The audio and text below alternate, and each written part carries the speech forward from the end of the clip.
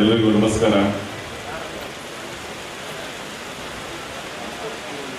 ಈ ನನ್ನ ಸೇವಾ ನಿವೃತ್ತಿಯ ಕಾರ್ಯಕ್ರಮದ ಗಣ ಅಧ್ಯಕ್ಷತೆಯನ್ನು ವಹಿಸಿರುವಂತಹ ನಮ್ಮ ನಿಮ್ಮೆಲ್ಲರ ನೆಚ್ಚಿನ SP ಸಾಹೇಬ್ರೆ, ಸನ್ಮಾನ್ಯ DC ಸಾಹೇಬ್ರೆ, ಪ್ರಸನ್ನ ಕುಮಾರ್ ಅವರೇ, ರಾಜಶೇಖರ್ ಸಾಹೇಬ್ರೆ, ವಿಜಯಕುಮಾರ್ ಮಿತ್ರಜಿ ಅವರೇ, ಹಾಗೂ ನಮ್ಮ ಮಾತೋಶ್ರೀ ಅವರೇ, ಹಾಗೂ ನಮ್ಮ ಧರ್ಮಪತ್ನಿಯವರೇ, ಈ ಕಾರ್ಯಕ್ರಮದಲ್ಲಿ ಉಪಸ್ಥಿತರಿದ್ದು ಇದುವರೆಗೆ ನನ್ನ ಬಗ್ಗೆ ಬಹಳಷ್ಟು ಒಳ್ಳೆಯದನ್ನು ಮಾತಾಡಿದಂಥ ಎಲ್ಲ ನನ್ನ ಹಿರಿಯರೇ, ಹಿತೈಷಿಗಳೇ, ನನ್ನ ಊರಿನ ಯಾವತ್ತೂ ಸಂಬಂಧಿಕರೇ, ಗ್ರಾಮದ ಹಿರಿಯರೇ, ತಾಯಂದಿರೇ, ಸಹೋದರಿಯರೇ, ಎಲ್ಲರಿಗೂ ನಾನು ಅತ್ಯಂತ ಸರ್ವದ ನಮಸ್ಕಾರಗಳನ್ನು ಈ ಸಂದರ್ಭದಲ್ಲಿ ಹೇಳಿ ಬಯಸ್ತೇನೆ.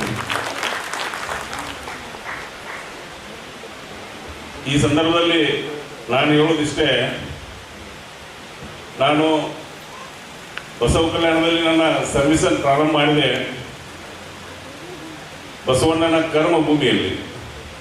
ಈಗ ನಾನು ಸರ್ವಿಸ್ ಮುಕ್ತಾಯ ಮಾಡ್ತಾ ಇದ್ದೀನಿ ಬಸವಣ್ಣನ ಜನ್ಮಭೂಮಿಯಲ್ಲಿ.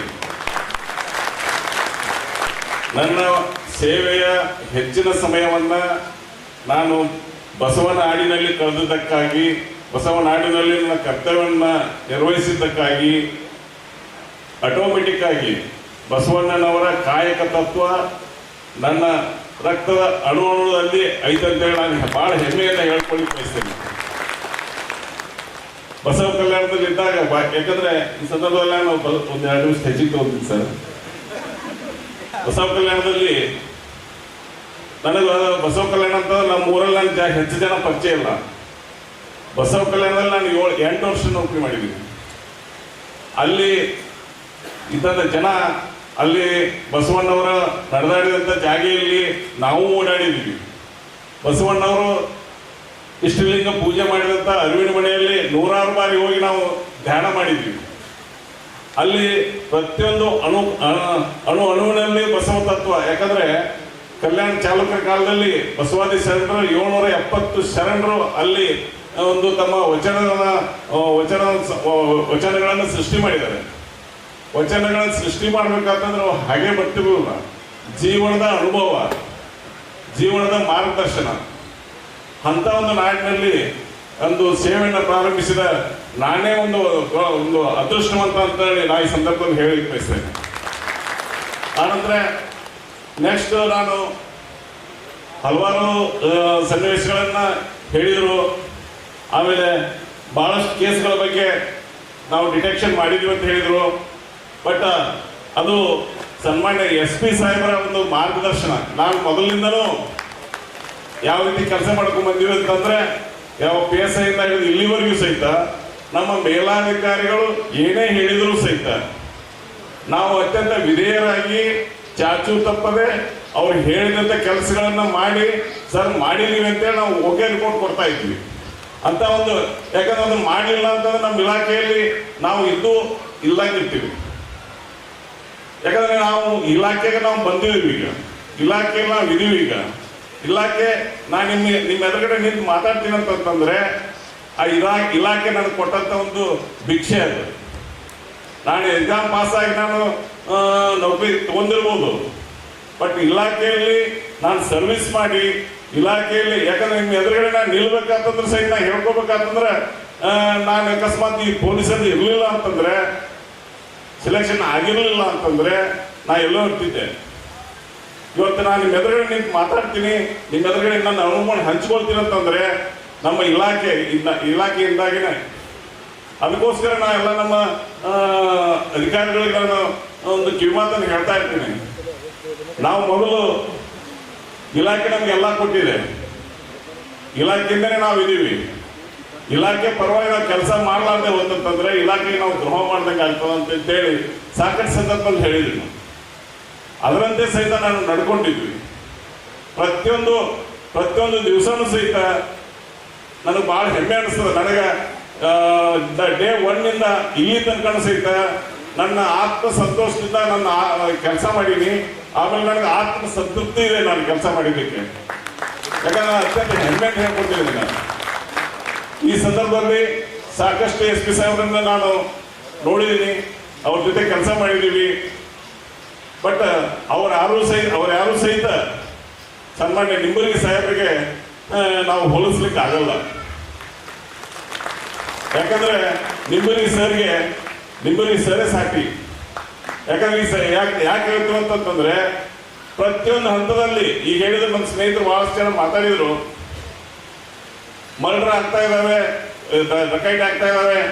ನಾವು ಕಳೆದ 10 ವರ್ಷಗಳ ಸ್ಟ್ಯಾಟಿಸ್ಟಿಕ್ ಅನ್ನ ನಾವು ನೋಡಿದ್ರೆ ಅದು ಮರ್ಡರ್ ಹೆಚ್ಚು ಕಡಿಮೆ 1-2 ಅಷ್ಟೇ ಹೆಚ್ಚಾಗಿದ್ದಾವೆ. ಬಟ್ ಅವಾಗ ಮರ್ಡರ್ ಆಗ್ತಾ ಇದ್ದದ್ದು ಯಾಕೆ ಕಾಣ್ತಿರ್ಲಿಲ್ಲ ಅಂತ ಹೆಂಗ ಗೊತ್ತಾಗ್ತಾ ಇಲ್ಲ. ಬಟ್ ಈಗ ಆಗ್ತಾ ಇದ್ದಾವೆ, ಬಟ್ ಆದದ್ದನ್ನು ಎಲ್ಲವೂ ಸಹಿತ ಡಿಟೆಕ್ಟ್ ಆಗ್ತಾ ಇದ್ದಾವೆ ಅಂತ ಒಂದು ಒಳ್ಳೆ ಟೀಮ್ ಲೀಡರ್ಶಿಪ್ ಅನ್ನ ಸನ್ಮಾನ್ಯ ಶ್ರೀ ಸಾಹೇಬ್ರ ಇವತ್ತಿನ ಯಾವುದೇ ಒಂದು ಕಾರ್ಯಕ್ರಮದಲ್ಲಿ ನಾನು ನಮ್ಮ ಎಸ್ ಪಿ ಸಾಹೇಬ್ರ ಬಗ್ಗೆ ಮಾತಾಡಿದ್ರೆ ಇವತ್ತು ಕಾರ್ಯಕ್ರಮಕ್ಕೆ ಶೋಭೆ ಇರ್ತಂತ ಅನಿಸ್ತದೆ. ಅದಕ್ಕೋಸ್ಕರ ನೀವು ಪ್ರತಿಯೊಂದು ಹಂತದಲ್ಲಿ ಸಹಿತ ಎಸ್ ಪಿ ಸಾಹೇಬ್ರು ನಮಗೆ ಗೈಡೆನ್ಸ್ ಅನ್ನು ಕೊಡ್ತಾ ಇದ್ರು. ಆ ಗೈಡೆನ್ಸ್ ಅನ್ನು ನಾವು ಕರೆಕ್ಟಾಗಿ ಚಾಚು ಪಾಲನೆ ಮಾಡ್ತಾ ಇದ್ವಿ. ಅದಕ್ಕೋಸ್ಕರ ಎಂತ ಕ್ಲಿಷ್ಟಕರ ಸಂದರ್ಭದಲ್ಲೂ ಸಹಿತ ಈಗ ಯಾವುದೋ ಒಂದು ಅವರಲ್ಲಿ ಒಂದು ಕಂಡುಕೊಡುತ್ತಂತಂದ್ರೆ ನಾನು ಈಗ ಅಳವಡಿಸ್ಕೊಳ್ಬೇಕಾಗಿದೆ. ನಾವಿನ್ನೂ ಅವರ ಒಂದು ತಾಳ್ಮೆ ಎಷ್ಟು ಮಟ್ಟಿಗೆ ಇತ್ತಂತಂದ್ರೆ, ಸರ್ ಬೆಳಿಗ್ಗೆ ನಾವು ರಿಪೋರ್ಟ್ ಮಾಡುವಾಗ ಸರ್ ಒಂದು ಮರ್ಡರ್ ಆಗಿದೆ ಅಂತೇಳಿ ನಾವು ಸ್ವಲ್ಪ ಟೆನ್ಷನಲ್ಲಿ ಮಾತಾಡಿದ್ರೆ, ಆಯ್ತು ಆಗ್ಯದ್ರಿ, ಅದನ್ನು ನಾವ್ಯಾರು ಮಾಡಿಲ್ಲಲ್ಲ, ಆಯ್ತು ನಾವು ಕಂಡು ಹಿಡಿಯೋಣ. ಅದಕ್ಕೆ ಇದು ಮಾಡ್ತಾ ಇದ್ರಿ, ಅದಕ್ಕೆ ಯಾಕಾಗಿದೆ, ಯಾವ ಕಾರಣಕ್ಕಾಗಿದೆ, ಅದನ್ನು ಪ್ರಿವೆಂಟ್ ಮಾಡಲಿಕ್ಕೆ ನಮ್ಮವ್ರು ಏನು ಮಾಡಿದ್ದಾರೆ ಅವೆಲ್ಲ ಮಾಡಿದಾರೆಲ್ಲ ಸುಮ್ಮನೆ ನೋಡೋಣ. ಮತ್ತು ಮುಂದೆ ಆ ಥರ ಆಗ್ಲಾರ್ದಂಗೆ ನೋಡೋಣ. ಆಮೇಲೆ ಅದಷ್ಟೇ ಹೇಳೋದಕ್ಕೆ ಅಷ್ಟೇ ಇರ್ತಿತ್ತು. ಅದು ನೆಕ್ಸ್ಟ್ ಸ್ಟೆಪ್ ಅದು ಡಿಟೆಕ್ಷನ್ ಆಗುತ್ತೆ ಅನ್ಕೊಂಡು ಫಾಲೋ ಅಪ್ ಇರ್ತಿತ್ತು. ಪ್ರತಿಯೊಂದು ನಮ್ಮ ಅಧಿಕಾರಿಗಳು, ನಮ್ಮ ಜಿಲ್ಲೆ ಅಧಿಕಾರಿಗಳೆಲ್ಲ ಇದಾರಿಲ್ಲಿ ಸಾಹೇಬ್ರು ಡೈಲಿ 3-4 ಸಾರಿ ವಿಸಿ ಬರ್ತಾ ಇರ್ತಾರೆ. ಅದು ಯಾವುದಾದ್ರು ವಿಶೇಷವಾದಂಥ ಕೇಸ್ ಇತ್ತಂತಂದ್ರೆ ಅವತ್ತು ಬೆಳಿಗ್ಗೆ ಒಂದು ಟಾಸ್ಕ್ ಕೊಡೋದು, ಮಧ್ಯಾಹ್ನ ರಿಸಲ್ಟ್ ಕೇಳೋದು, ಮಧ್ಯಾಹ್ನ ಟಾಸ್ಕ್ ಕೊಡೋದು, ಸಾಯಂಕಾಲ ರಿಸಲ್ಟ್ ಕೇಳೋದು. ಯಾಕಂದ್ರೆ ಆ ಥರ ಮಾಡಲಿಲ್ಲ ಅಂತಂದ್ರೆ ಜಿಲ್ಲಾ ನಡೆಸ್ಲಿಕ್ಕೆ ಆಗಲ್ಲ. ಹಾಗೆ ಕೆಲವು ಅಧಿಕಾರಿಗಳು ಈ ಸಂದರ್ಭದಲ್ಲಿ ಹೇಳಿದರು, ಸಾಕಷ್ಟು ಶ್ರಮ ವಹಿಸಿ ಕೆಲಸ ಮಾಡಬೇಕಾಗತ್ತೆ. ನಾವು ಒಂದು ಸಂದರ್ಭದಲ್ಲಿ ನಾವು ಭಾಳಷ್ಟು ನಮಗೆ ಹಾರ್ಶ್ ವರ್ಡ್ ಯೂಸ್ ಮಾಡಿರ್ಬೋದು. ಅದು ಅಧಿಕಾರ ಯಾವುದೇ ಒಂದು ಬೇರೆ ಒಂದು ಉದ್ದೇಶಕ್ಕಾಗಿ ಅಲ್ಲ. ಇಲಾಖೆಯಲ್ಲಿ ಕೆಲಸಗಳು ಸರಿಯಾಗಿ ನಡೀಬೇಕು. ಆಮೇಲೆ ಯಾವುದೇ ಪ್ರಕರಣಗಳು ಬೆಳಕಿಗೆ ಬರಬೇಕಾತಂತಂದ್ರೆ ನಾವು ಆ ರೀತಿ ಒಂದು ವರ್ತನೆ ಸಿಟ್ಟು ಬಂದ ಹಾಗೆ ನಾವು ವರ್ತನೆ ಮಾಡಬೇಕಾಗುತ್ತೆ. ಅದು ವರ್ತನೆ ಆಗಿರ್ತದೆ ವಿನ ಅದು ನಮ್ಮ ಮನಸ್ಸಿನ ಆಳದಿಂದ ಬಂದದ್ದಲ್ಲ. ನಾವೆಲ್ಲ ಅಧಿಕಾರಿಗಳು ಸಹೋದರತ್ವದಲ್ಲಿ ಒಳ್ಳೆ ಒಂದು ಕೆಲಸ ಕಾರ್ಯಗಳನ್ನು ನಾವು ಮಾಡ್ತಾ ಬಂದಿದ್ದೀವಿ. ಅದನ್ನೆಲ್ಲ ಮುಂದುವರ್ಸ್ಕೊಂಡು ನಾವು ಹೋಗಬೇಕು. ಆಮೇಲೆ ಯಾವುದೇ ರೀತಿ ಸಮಸ್ಯೆಗಳನ್ನು ನೋಡ್ಕೋಬೇಕಂತ ಈ ಸಂದರ್ಭದಲ್ಲಿ ಹೇಳ್ತಾ, ನನಗೆ ಹೆಚ್ಚಿಗೆ ಹೊತ್ತು ಯಾಕೋ ಮಾತಾಡಲಿಕ್ಕೆ ಅರ್ಥ ಇಲ್ಲ.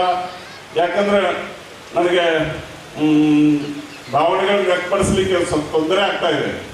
ನನ್ನ ತಾಯಿಯವರು ಇವತ್ತು ನನ್ನ ಅದೃಷ್ಟ ಏನಂತಂದ್ರೆ, ನನಗಿದು ಗೊತ್ತಿರಲಿಲ್ಲ.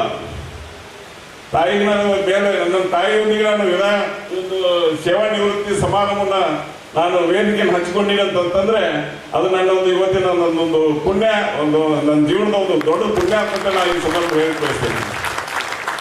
ಯಾಕಂದ್ರೆ ನಮ್ಮ ತಾಯಿ ಅಥವಾ ನಮ್ಮ ತಂದೆ ಅವರು ಶಿಕ್ಷಣವನ್ನು ಪಡೀಲಿಲ್ಲ. ನಮಗೆ ವಿದ್ಯಾದಾನ ಮಾಡಿ ನಮಗೆ ತೀಡಿ ಮಾಡಿದಂಥ ನಮ್ಮ ದೊಡ್ಡಮ್ಮ ಅವರು ನಮಗೆ ಯಾವ ಮಾರ್ಗದಲ್ಲಿ ನಡಿಬೇಕು, ಯಾವ ರೀತಿ ನಾವು ಜೀವನವನ್ನು ರೂಪಿಸ್ಕೋಬೇಕು, ಯಾವ ರೀತಿ ನಾವು ಜೀವನದಲ್ಲಿ ನಡಿಬೇಕು ಅನ್ನೋದನ್ನ ಪ್ರತಿಯೊಂದು ಹಂತದಲ್ಲಿ ಸಹಿತ ನಮಗೆ ತೀಡಿ ನಮಗೆ ಮಾರ್ಗದರ್ಶನ ಮಾಡಿದ ಆ ಒಂದು ಅವರು ಇವತ್ತಿಲ್ಲ. ಅವ್ರಿಗೆ ಇಲ್ಲಿಂದನೇ ನಾನು ದೊಡ್ಡ ಒಂದು ಸಲ್ಯೂಟನ್ನ ಅಥವಾ ದೊಡ್ಡ ನಮಸ್ಕಾರವನ್ನ ದೀರ್ಘ ನಮಸ್ಕಾರವನ್ನ ಈ ಸಂದರ್ಭದಲ್ಲಿ ಹೇಳಿ ಬಯಸ್ತೇನೆ. ಯಾಕಂದ್ರೆ ಅವ್ರು ನಮಗೆ ಮಾರ್ಗದರ್ಶನ ಸರಿಯಾದ ಮಾರ್ಗದರ್ಶನ ಕೊಡದೇ ಇದ್ದಲ್ಲಿ ನಾವು ಇವತ್ತು ಯಾವುದೇ ಒಂದು ಇದರಲ್ಲಿ ಇರ್ತಿರ್ಲಿಲ್ಲ. ಆಮೇಲೆ ನಾವೊಬ್ಬ ಈಗ ನಾನು ಈ ನೌಕರಿ ಬಂದ ಮೇಲೆ ನನ್ನ ನಂತರ ನಾನು ನಮ್ಮ ಸಹೋದರಿಗೆ ಒಂದು 4-5 ಜನರಿಗೆ ನಾನು ಎಜುಕೇಶನ್ ಮಾಡಿಸಿ ಸರ್. ಅವರೆಲ್ಲ ಈಗ ಗೌರ್ಮೆಂಟ್ ಎಜುಕೇಶನ್ ಸರ್ವಿಸ್ ಮಾಡ್ತಾ ಇದ್ದಾರೆ ಸರ್. ಎಲ್ಲರೂ ಸಹಿತ ಅದಕ್ಕೆಲ್ಲ ಮೂಲ ಕಾರಣ ಅಂತ ನಮ್ಮ ದೊಡ್ಡಪ್ಪ ಸರ್. ಅವರ ಒಂದು ಪ್ರೇರಣೆ ಇವತ್ತು ನಾವು ಏನೇ ಇದೀವಿ ಅಂತಂದ್ರೂ ಸಹಿತ ಅದು ನಮ್ಮ ಹಿರಿಯರ ಒಂದು ಆಶೀರ್ವಾದ, ಹಿರಿಯರ ಒಂದು ಪುಣ್ಯ. ನಾವೊಂದು ಈ ಸಂದರ್ಭದಲ್ಲಿ ಎಲ್ಲರಿಗೂ ವಿನಂತಿಸ್ಕೊಳ್ಳೋದು ಇಷ್ಟೇ, ನಾವು ಮನುಷ್ಯ ಜನ್ಮ ಹಗಲೆಲ್ಲ ಬರುವುದಿಲ್ಲ, ಬಂದಾಗ ಅದರ ಸಾರ್ಥಕತೆಯನ್ನು ನಾವು ಮೆರಿಬೇಕು, ಒಳ್ಳೆಯದನ್ನು ಮಾಡಬೇಕು. ಯಾಕಂದ್ರೆ ನಾವು ಎಷ್ಟು ವರ್ಷ ಕೆಲಸ ಮಾಡಿದ್ರೆ ಒಂದು ಇಂಪಾರ್ಟೆಂಟ್ ಅಲ್ಲ, ಆ ಕೆಲಸ ಮಾಡೋಕೆ ಅದಕ್ಕೆ ಎಷ್ಟು ಜನರಿಗೆ ಒಳ್ಳೇದು ಮಾಡಿದ್ದೀವಿ, ಎಷ್ಟು ಜನರಿಗೆ ನಾವು ಅವ್ರು ನಮ್ಗೆ ನೆನೆಸೋಂಗೆ ಮಾಡಿದ್ದೀವಿ ಅನ್ನೋದು ಮುಖ್ಯ ಆಗಿರ್ತದೆ. ಇಂಥ ಸಂದರ್ಭದಲ್ಲಿ ಹಲವಾರು ಈ ನಮ್ಮ ಸ್ನೇಹಿತರೆಲ್ಲ ಹೇಳಿದ್ರು, ಎಲ್ಗಾರ್ ಅವರು ನಮ್ಮ ಆತ್ಮೀಯ ಸ್ನೇಹಿತರು, ಅವರು ಸಾಕಷ್ಟು ನಮ್ಮ ಬಗ್ಗೆ ಹೇಳಿದರು, ಅದರಂತೆ ಎಲ್ಲ ಅಧಿಕಾರಿಗಳು ಹೇಳಿದರು. ಬಟ್ ಅಷ್ಟೊಂದು ಹೊಗಳಿಕೆ ನಾನು ಅದಿನೋ ಗೊತ್ತಿಲ್ಲ, ಬಟ್ ಅವರ ಒಂದು ಅಭಿಮಾನದಿಂದ ನನ್ನ ಬಗ್ಗೆ ಮಾತಾಡಿದ್ದಾರೆ. ಅವರಿಗೂ ಸಹಿತ ನಾನು ಧನ್ಯವಾದ ಹೇಳಿ ಬಯಸ್ತೇನೆ. ಮುಂದಿನ ದಿನಗಳಲ್ಲೂ ಸಹಿತ ನಾನು ನಮ್ಮ ಇಲಾಖೆಗೆ, ಯಾಕಂದ್ರೆ ನಮ್ಮ ಇಲಾಖೆ ಬಂಡೆ ಸರ್ಗೆ ಅದನ್ನ ಹೇಳ್ತಾ ಇದ್ದೆ ನಾನು, SP ಸರ್ಗೆ, ಸರ್ ನಾವು ಇಲಾಖೆ ನಾವು ಊಟ ಮಾಡಿದ್ದೀವಿ, ತಾವು ಯಾವುದೇ ಸಂದರ್ಭದಲ್ಲಿ ಏನೋ ಕೆಲಸ ಇದ್ರೂ ಸಹಿತ ತಾವು ಹೇಳಿದ್ರು ನಾನು ಮುಂದಿನ ಸಹಿತ ಬಂದು ನಾನು ನಿಮಗೆ ಹತ್ರ ಕೆಲಸ ಮಾಡ್ತೀನಿ ಸರ್ ಅಂತ ಒಂದು ಮಾತನ್ನ ನಾನು ರಿಕ್ವೆಸ್ಟ್ ಮಾಡ್ಕೊಂಡಿದ್ದೀನಿ. ಸಾಹೇಬರು ಆಯ್ತು ಅಂತ ಹೇಳಿದ್ದಾರೆ. ಮತ್ತು ಅದರಲ್ಲಿ ಯಾವುದೇ ಪ್ರತಿಫಲ ಅಲ್ಲ, ನಾನು ಯಾವುದೇ ಪ್ರತಿಫಲವಿಲ್ಲದೆ ಬಂದು ನಾನು ನಿಸ್ವಾರ್ಥ ಸೇವೆ ಸಲ್ಲಿಸ್ತಿರೋದು ಸಾಹೇಬರು ಆಶ್ವಾಸನೆ ಕೊಟ್ಟಿದ್ದೀನಿ. ಅದ್ರ ಪ್ರಕಾರ ಏನಾಯ್ತಂದ್ರೂ ಸಾಹೇಬರು ನಮ್ಗೆ ಅವಕಾಶ ಕೊಡ್ಬೋದು ಅಂತ ಅನ್ನೋ ಸಂದರ್ಭದಲ್ಲಿ ಹೇಳ್ತಾ, ಇನ್ನೂ ಭಾಳಷ್ಟು ವಿಚಾರಗಳು ವ್ಯಕ್ತಪಡಿಸ್ಬೇಕಾಗಿತ್ತು. ಯಾಕೋ ನನಗೆ ಮಾತಾಡ್ಲಿಕ್ಕೆ ಆಗ್ತಾ ಇಲ್ಲ. ಎಲ್ಲರಿಗೂ ನಮ್ಮ ಇಲಾಖೆಯಲ್ಲಿ ಎಲ್ಲ ಅಧಿಕಾರಿಗಳು ಸರ್ವಿಸ್ ಉದ್ದಕ್ಕೂ ನಾನು ಸಾಕಷ್ಟು SP ಸಾಹೇಬ್ರ ಜೊತೆ ಕೆಲಸ ಮಾಡಿದ್ದೀನಿ, Additional SP ಅವ್ರ ಜೊತೆ ಕೆಲಸ ಮಾಡಿದ್ದೀನಿ.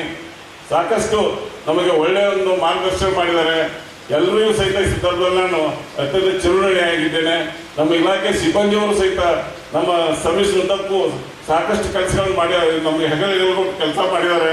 ಅವ್ರಿಗೂ ಸಹಿತ ನಾನು ಚಿರುಣಿ ಆಗಿದ್ದೇನೆ. ಎಲ್ಲರಿಗೂ ನಾನು ಮತ್ತೊಮ್ಮೆ ನನ್ನ ಹೃದಯಾಂತರಾಳದಿಂದ ನಾನು ಧನ್ಯವಾದ ಹೇಳ್ತಾ ನನ್ನ ಎರಡು ಮಾತುಗಳನ್ನು ಮುಗಿಸಿದ ಧನ್ಯವಾದ.